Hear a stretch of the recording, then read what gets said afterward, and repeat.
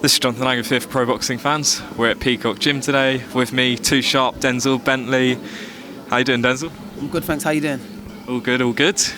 Couple weeks out. First of all, you got the best matchmaker in the building here. Yeah. Let's make sure you see him. We've got the best matchmaker in the building here. Yeah. Making faces at the back.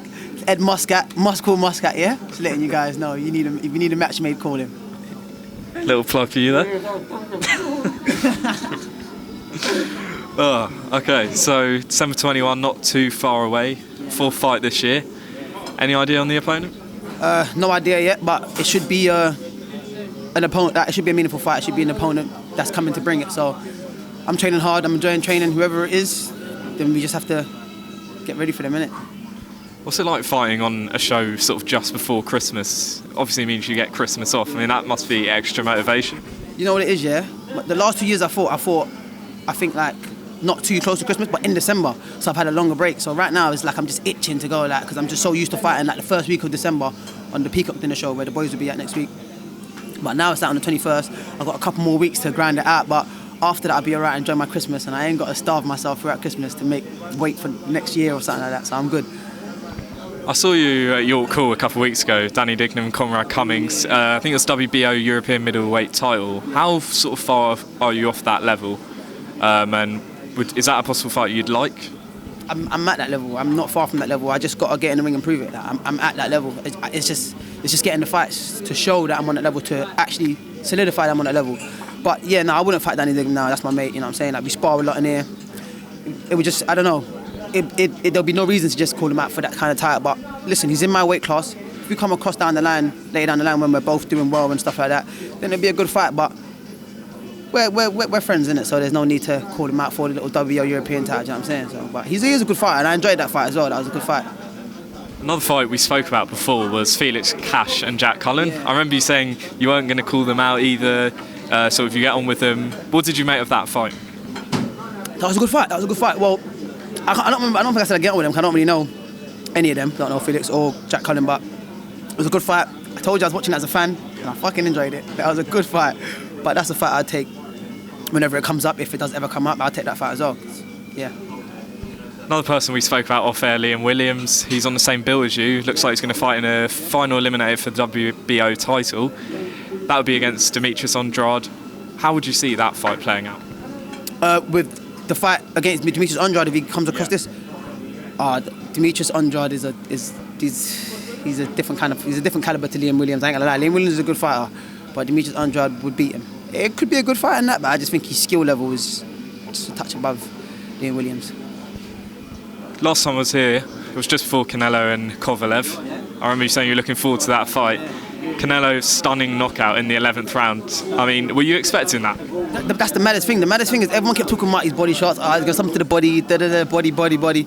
He stopped him to the head, like, you know what I'm saying? So that just shows Canelo's level, you know what I'm saying? But you could talk about, it's a Kovalev that was done, or washed up Kovalev, whatever. At the end of the day, Kovalev was doing well. He wasn't the same. He was nowhere near the same Kovalev. He's on the back foot. He's getting pushed back by a guy that's meant to be 2 weights below him.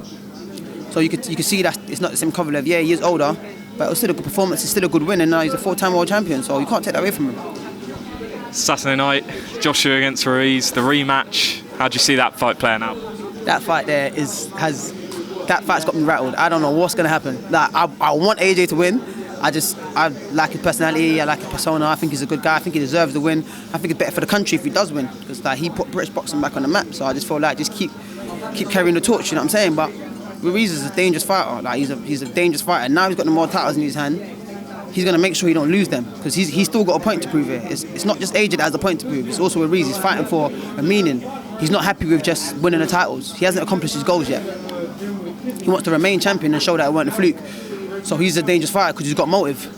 AJ's got motive, but I feel like there's going to be more pressure on him because he was expected to win and he let it slip.